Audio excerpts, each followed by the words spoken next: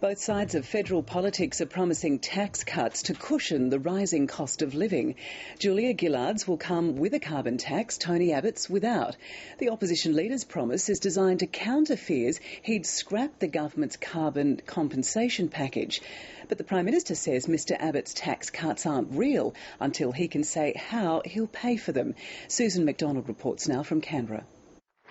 Far from Labor heartland, Julia Gillard found herself among friends.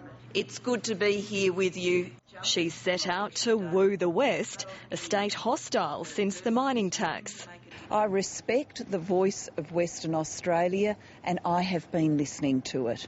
It's listening too for word on the carbon tax. Nothing yet on industry assistance, but for households there's confirmation of relief. We will assist Australians through tax cuts, pension increases and increases in family payments. Across the country, a counter-offer was made. Tony Abbott's promised income tax cuts for all. It will be a tax cut without a carbon tax. His will target middle-income earners, but like the government, the plan's scant on detail. The Coalition will fund these tax cuts through prudent economies in government spending. You need to know where that money is coming from. Money doesn't grow on trees.